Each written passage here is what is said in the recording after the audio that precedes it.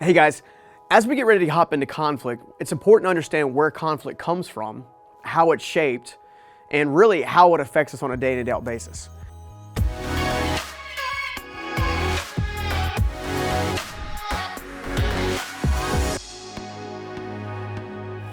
So what I've done is I've taken one of our pieces of content called the quadrants of conflict, and I'm going to walk you through how we view conflict and how to funnel it to possibly get a resolution.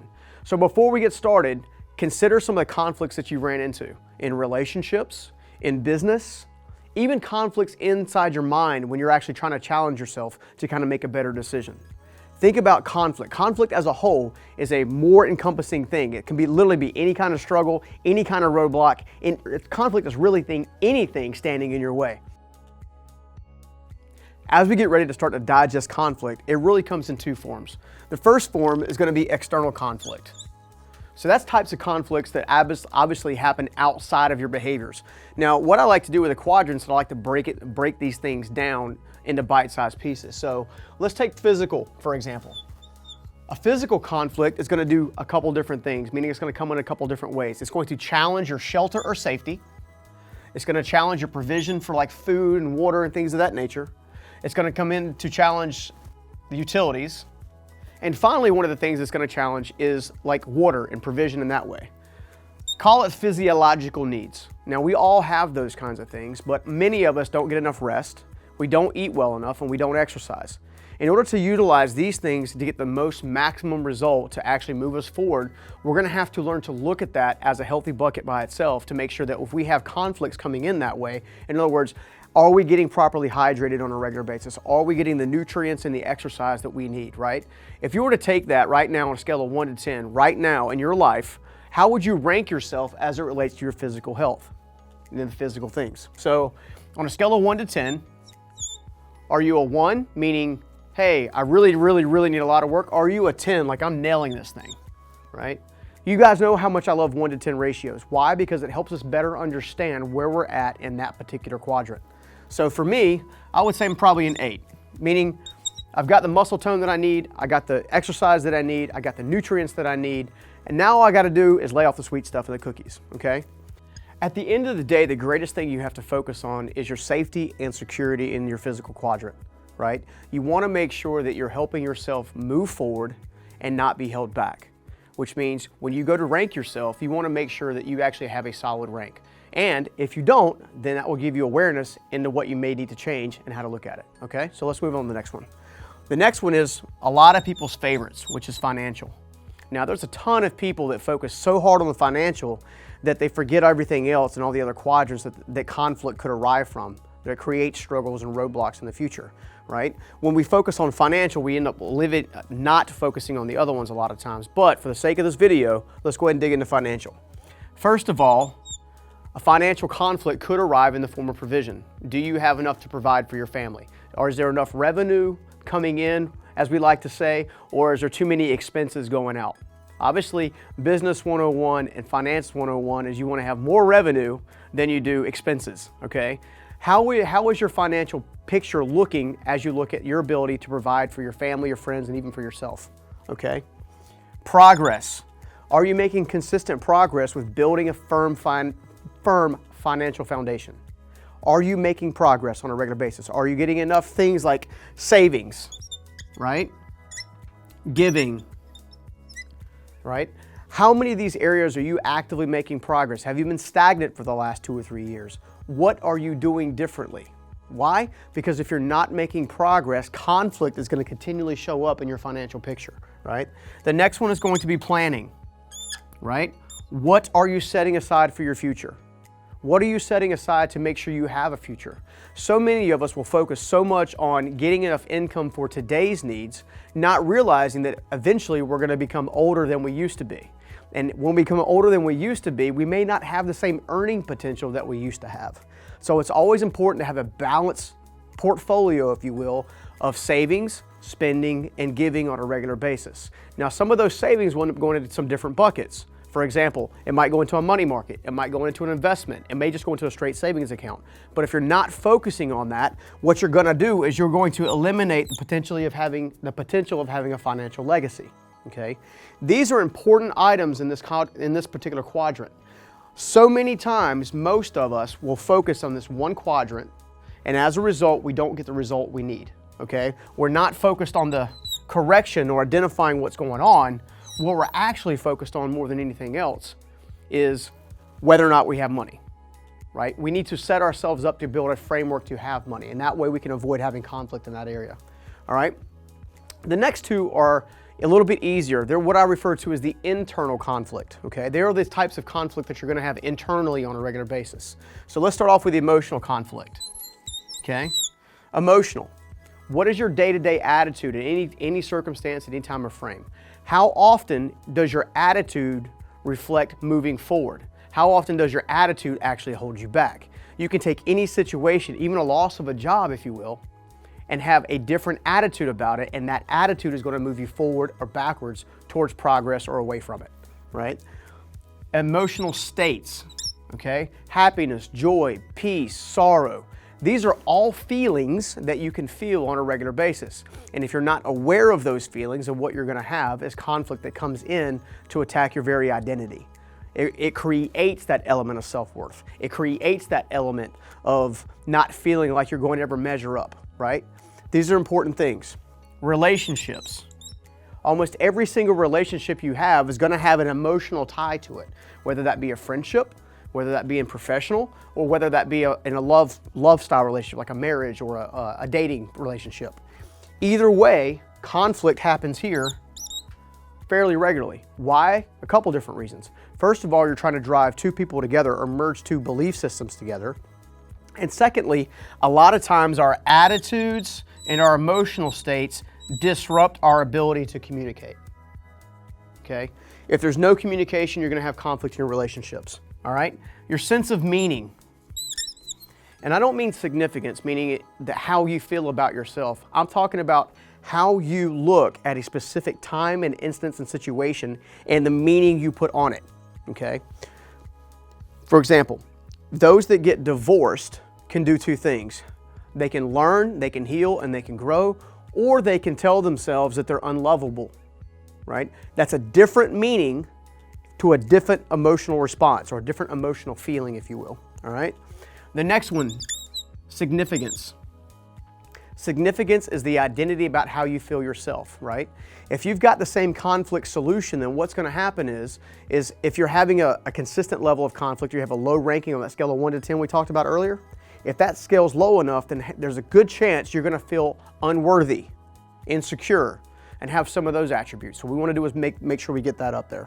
All right, before we move on too much further, let's go back to financial. We didn't do the rating here, okay? I want everyone to take the time to rate where you think you are financially, okay? 1 to 10. Again, I'm probably gonna give myself an 8 here. I'm in a pretty secure foundation right now to have a future. Where are you at, all right? Same thing with emotional.